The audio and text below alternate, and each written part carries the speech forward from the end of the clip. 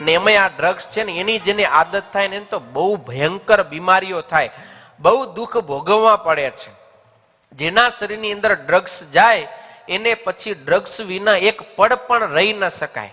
જેમ હડકાયું કૂતરો ને પાણી વિનાનું માછલું તરફડે ને એમ તરફડ્યા કરતો. ઘણી વખત મૂવીની અંદર પણ આવા સીન બતાવવામાં આવતા હોય છે. તમે જોયા હોય છે કે જેને આમ ડ્રગ્સની તલપ લાગી કેવો આમ બેબાકડો બની જાય છે, એમ કઈ કામનો એ માણસ રહેતો નથી અને ભયંકર તરફડિયા મારી મારી અને માણસ મરે છે.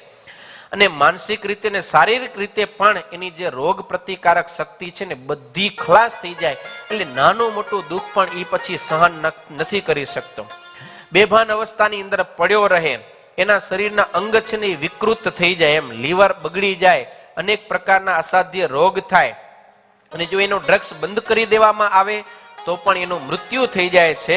એટલે ડ્રગ્સ છે ને એ તો જીવતે જીવત માણસને મારે અને આમે મારે, બધી રીતે એક પ્રકારનું મોત જ છે. સમજી લો, રંગસૂત્રોને પણ હાનિ પહોંચાડે. એટલા માટે ડ્રગ્સ વાળો જે વ્યક્તિ હશે ને, ડ્રગિસ્ટ, શું કે ડ્રગિસ્ટ, એના સંતાનો હશે ને એ પણ વિકૃત થશે, ક્યારે પણ એ સ્વસ્થ નહીં થાય. માટે ડ્રગ્સ ક્યારે લેવું જોઈએ નહીં. હવે આ જે ડ્રગ્સ છે, ગુટકા, તમાકુ, દારૂ, બીડી વગેરે હશે નહીં, કદાચ હોય.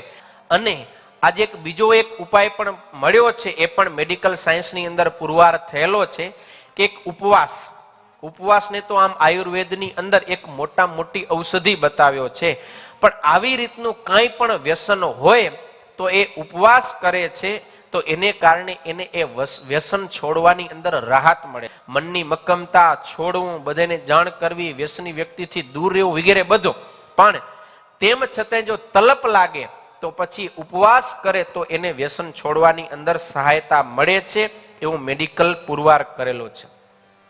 ને એમાં ભગવાનના ભક્તને તો કોઈ પણ પ્રકારનું વ્યસન રાખવું જોઈએ નહીં, હોય તો એ છોડી દેવું જોઈએ. ભગવાન સ્વામિનારાયણ મોરજ પધાર્યા, ગામનું નામ છે મોરજ. ત્યાં કને ગોકળદાસ કરીને એક ભગત હતા, એની ઘરે મહારાજ 5 દિવસ સુધી રોકાયા. પછી છેલ્લે દિવસે જ્યારે મહારાજ જવાની તૈયારી કરતા હતા એટલે ભગતે પૂજા કરી અને 500 રૂપિયા ભગવાનને ચરણે ભેટ ધર્યા. કેટલા? 500 રૂપિયા ઈ જમાનામાં. પણ ભગવાન સ્વામિનારાયણે ના પાડી દીધી. એ કે અમને તમારો આ કઈ ખપશે નહીં. ઓલા ભગત કે મહારાજ હું ભક્તિ ભાવથી તમને સેવામાં અર્પણ કરું છું, તમે લેવો. એટલે મહારાજ કે ના, એ કે અમને કાંઈ નહીં ખપે. કેમ? મહારાજ કે તમે અમારું ભજન કરો છો, અમે અક્ષરબ્રહ્મ ધામમાંથી તમને અભય દાન દેવા માટે આ ધરતી ઉપર આવ્યા. તમે અમારી આગળ 500 રૂપિયા મૂકી શકો છો, પણ તમે આજે અફીણનું વ્યસન કરો ને, અફીણનું બંધાણ ઈ તમે મૂકો તો ઈ અમે લઈએ, બાકી આ અમને નહીં ખપે. મહારાજે કીધું તમે વ્યસન કરીને અમને સેવા આપો છો, એ સેવા અમે સ્વીકારતા જ નથી. અને એ ખાલી એના માટે નથી, બધાને માટે. વ્યસની વ્યક્તિ વ્યસન કરીને સેવા કરે ભગવાનની, તો ભગવાન ક્યારેયની સેવા પૂજા સ્વીકારે નહીં. આપણે એક બાજુ મહેનત કરીએ છીએ, રાત દિવસ સત્સંગ, કથા, વાર્તા બધું કરીએ છીએ, ને એક બાજુ જો ચુસ્કી કરતા હોય વ્યસન, તો આ બાજુ કરેલું બધું ઠાકોરજી નથી સ્વીકારતા. માટે બહુ સમજી અને છોડી દેવું જોઈએ. ભગવાને જ્યારે કીધું ને ત્યારે ગોકળ ભગતે તરત જ અફીણ છોડી દીધું. અને મહારાજ બહુ રાજી થયા અને મહારાજે કીધું કે અમે તમને અમારું અક્ષરધામ આપશું. એટલે છોડવું હોય તો આપણે છોડી શકાય છે. ઘણા ઘણા બંધણી, અફીણ ડેડાના બંધણી હોય. એ વાગડના અનેક ગામડાઓની અંદર ઘેઢા, મોટી ઉંમરના ડોહા બધાય, એ સદગુરુ સ્વામી બાલકૃષ્ણ દાસજી સ્વામી અનેક ગામડાઓમાં વિચરણ કરવા માટે જાય. ઘેઢા ઘેઢા ડોહાને પકડી પકડીને છોડાવ્યો. એવા એવા અમુક તો ડોહા હોય, રોજનો 10-10 કિલો ડેડા આવે, ખબર? ડેડા 10-10 કિલો ડેડા પી જાય, આવા હોય. એમ એવાને પણ સંતો છોડાવી દે, સન્માર્ગે વાળે. આપણે તો સમજવું છીએ, સત્સંગમાં છીએ, તો આપણે કોઈ પણ પ્રકારનો ક્યારે નશો કરવો જોઈએ નહીં. અને ફરીવાર આપણે સાંભળીશું સરસ એક કીર્તન હિન્દીમાં છે, અને આપણને કે ભાઈ બેન સાંભળી લ્યો, તમે કોઈ પણ પ્રકારનો ક્યારે નશો ન કરો. हो नशा न करना मान लो कहना, प्यारे भाई बहना होती बड़ी खराबी, होती बड़ी खराबी।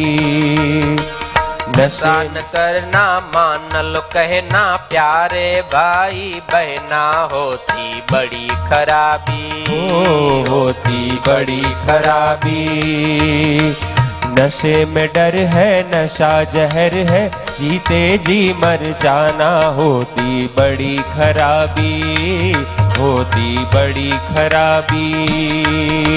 नशे में डर है नशा जहर है, जीते जी मर जाना होती बड़ी खराबी, होती बड़ी खराबी।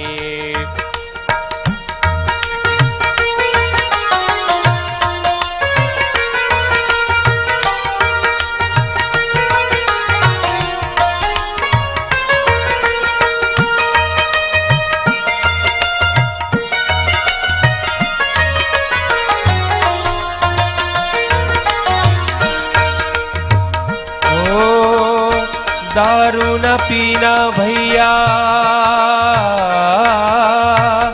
पागल फिरोगे तुम बाजार में।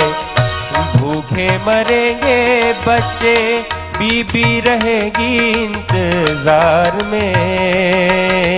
बिकेगा गहना और क्या कहना, दर दर ठोकर खाना होती बड़ी खराबी, होती बड़ी खराबी। नशा न करना मान लो कहना प्यारे भाई बहना होती बड़ी खराबी, होती बड़ी खराबी। કવિ કહે છે કે ક્યારે પણ નશો ન કરવા, મારી વાતને તમે ભલા થઈને સાંભળજો. બહુ ખરાબી થાય છે, બહુ નુકસાન થાય છે આ નશાએ કરીને. ઈ નશો છે ને ઝેર છે, ઝેરો જીતે જી મર જાના, જીવતે જીવતે આપણે મોત આવી જશે. અને દારૂ પીએ ને માણસો ઊભી બજાર એમ રખડતા હોય, ભાટકતા હોય, એમાંય કેટલા તો એવા સારા સારા પરિવારના માણસો હોય, અમીર હોય, સાહુકાર હોય, પણ દારૂના નશામાં ચકચૂર થઈ અને ઊભી બજારે આંટા મારે, હાવ ભિખારીની ઘોડે, કેવા ભૂંડા લાગે. એટલે ક્યારે પણ આવું ન કરવું જોઈએ. જો રવાડે ચડશો, એની અંદર આર્થિક રીતે ધોવાઈ જાશો, ઘરની અંદર બીબી બચ્ચા ભૂખે મરશે અને વાટ જોતા હશે આવે આવે આવે, અને જિંદગી ખલાસ થઈ જશે. માટે ધ્યાન રાખો, દરદરની ઠોકર ખાવી ન પડે, માટે વ્યસન ન કરો. बीड़ी ना पीना भैया, बीड़ी ना पीना भैया, जलेगा कलेजा बात बात में। आंतों में होगा कैंसर, नींद न होगी रात रात में। आंतों में होगा कैंसर, नींद न होगी रात रात में। हरी जवानी चौपट होगी, हजम न होगा खाना, होती बड़ी खराबी, होती बड़ी खराबी। नशा न करना मान लो कहना प्यारे भाई बहना, होती बड़ी खराबी, होती बड़ी खराबी।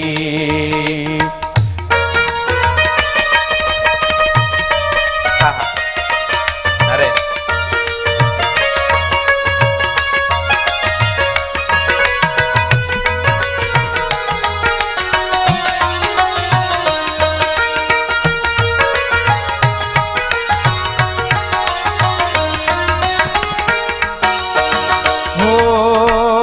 जर्दा जो खाए भैया, छाले पड़ेंगे गोरे होठ में।